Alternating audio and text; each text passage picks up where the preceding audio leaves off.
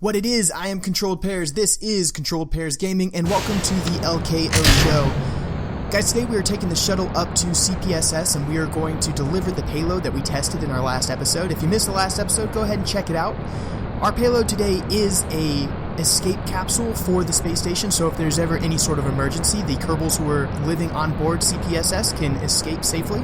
Additionally, we are delivering the Space Mobility Vehicle, which is kind of like a space dirt bike. It's a jetpack that you strap between your legs so you can go zooming around the atmosphere. This was about 45 minutes of gameplay. I've cut it down to right around 10 for your expeditious viewing pleasure, and I hope that you enjoy it. So, you are now watching the separation of the first stage on our space shuttle.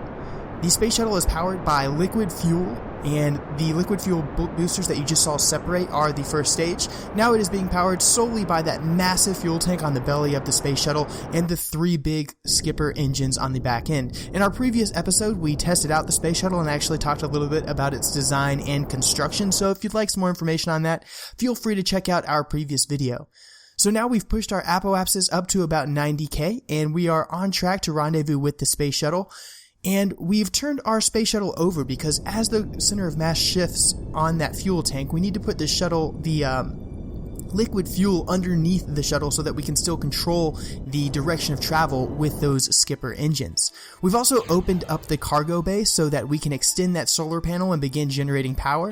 And now that we have completely drained that fuel tank, we have separated it and are now translating away from the fuel tank so that we can continue traveling using only the liquid fuel that is on board the space shuttle. Instead of using those three massive skipper engines on the back of the shuttle, we've also transitioned to using the inline liquid fuel engines that we actually use for orbital maneuvers. We've set up our rendezvous, and now you can see the CPSS off in the distance. It was that yellow mark right at the beginning of the frame, right there. And we begin sliding in towards it. This was a very long and excruciating process, and so I've cut a lot of it out and kind of shown you just a little time lapse so you can get a feel for what it's like approaching CPSS in the shuttle. And this was the first time they'd actually taken the shuttle up to such a high altitude, circularized, and conducted a rendezvous. And it worked really, really well. So I'm really happy with the way that it turned out. As you see us now sliding in, facing retrograde, away from the CPSS and sliding into within a couple hundred meters of it. Now, as we get close, we face another series of challenges, and that is the actual docking process. So, because we have a payload on board the space shuttle, it is very difficult to translate in space in order to get a good docking encounter and get aligned correctly. So, as such, I did face some problems, and it took me a little longer than I wanted, but in the end, we were able to do it successfully on the first attempt without having to revert at all. So, now that we've gotten all lined up, we jump into the cockpit for a nice, smooth docking contact, and we have successfully rendezvoused and docked with the Controlled Pair space station at 90 kilometers over the surface of Kerbal. A very awesome feat, and I am happy the shuttle is performing so well, and it has delivered its cargo successfully, proving its mission effectiveness. Now we take Valentina Kerman out of the cockpit of the Mark III shuttle. She was the co-pilot on today's launch with Jebediah Kerman. She heads back to the cargo bay and jumps on board the escape capsule. It is now her responsibility to remove that escape capsule from the cargo bay of the shuttle and dock it with the space station so that the crew of CPSS have a vehicle that they can utilize whenever there is an emergency in order for them to escape the space station. The space capsule is actually really easy to maneuver. We went over all of its characteristics in the previous episode during the testing phase.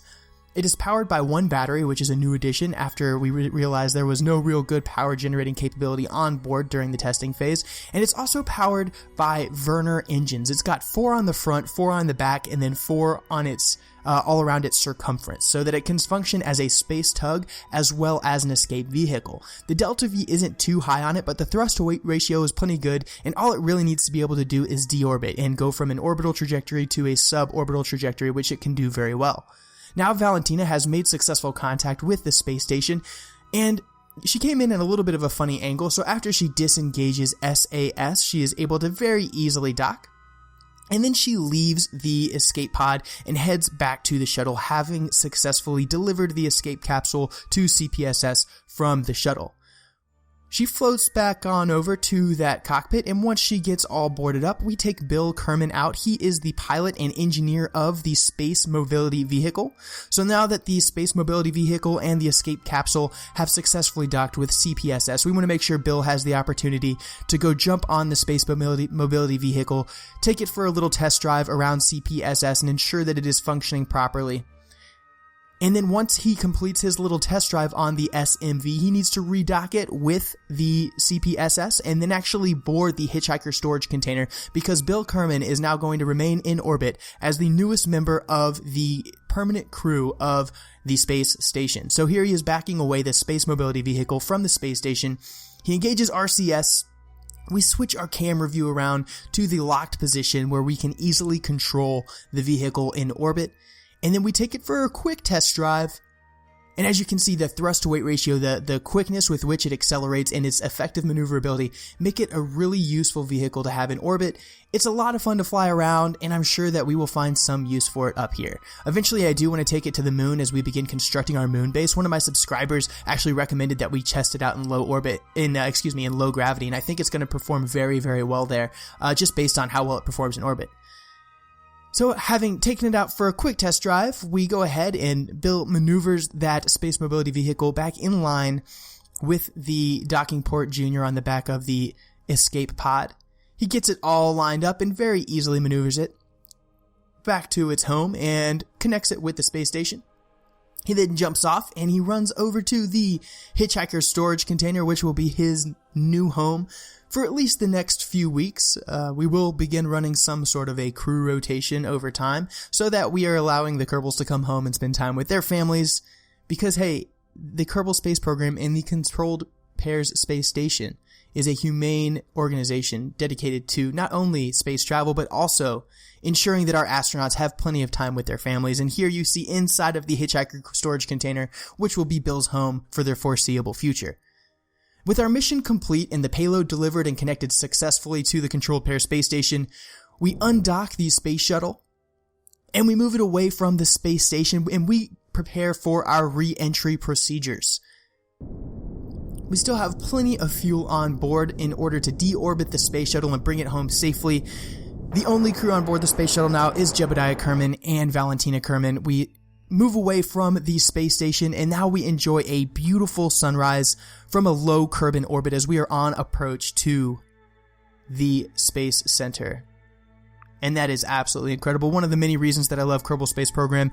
Not many video games give you the opportunity to see something like that and having felt like you accomplished so much in the process. So, having enjoyed that beautiful sunrise, we close up our shielded docking port, we put away our solar panels, and we begin experiencing those heating effects as we re-enter Planet Kerban's atmosphere.